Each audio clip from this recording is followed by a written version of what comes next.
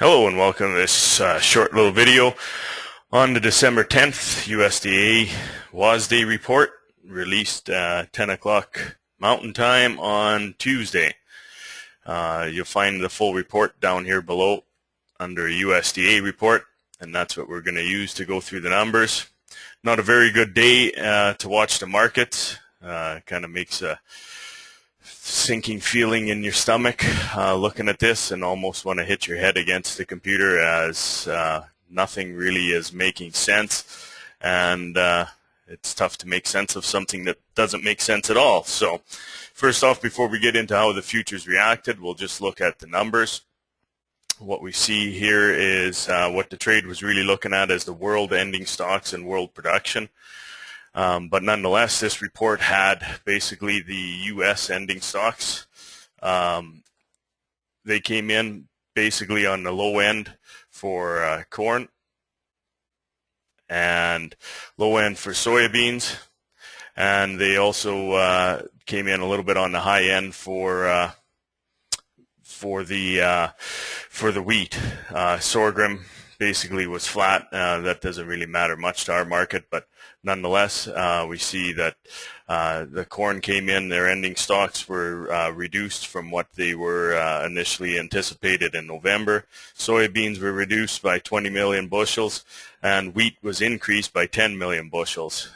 Despite strong exports from the November report to now in all three commodities, only these two, corn and soybeans, showed up as to a very bullish, I guess you could say. Okay, now I got my pen working better. Again, despite strong exports, we see that basically the wheat definitely went up.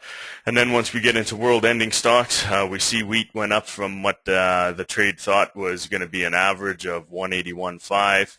It went up to basically 182.8, a definite increase. Canada's numbers were worked into this, but surprisingly enough, between Canada and Australia is a 5 million metric ton boost, but yet the USDA still only went basically about 4.3. So look for later reports for this number to even be going up a little bit higher, potentially, just simply because there seems to be some missing numbers. Despite that, corn went down for world ending stocks for projections, and soybeans up slightly, but definitely on the low end of what the trade thought it was going to be. And that's coming simply off of the Brazilian market, Brazilian, Argentina, South American crops not necessarily seeing the gains of what they thought were going to be posted. So getting into the world production numbers, what we see here is Brazilian beans basically left the same from the November report. Argentina soybeans surprisingly went up. Not sure how this happened. All the trade was expecting that this number would go up, and they feel come January report it will go up to likely around 90. Hence what I'll show you here in the market in a few seconds. And you can see basically why soybeans didn't take off from this report, as they should have, just looking at the U.S. numbers. But we see another surprising number is corn was left the same in both Brazil and Argentina, yet this number is decidedly in the trade likely to go down, simply on less acres of corn being planted than what was projected back in the September report. And here we see the Australian and Canadian wheat. That's the 5 million metric ton boost that I said the USDA didn't incorporate all of it into their numbers, which is kind of surprising, seeing as though they should have really put all of it in there, unless they're anticipating to cut this number in the future, which would be the ending stocks for wheat in the U.S.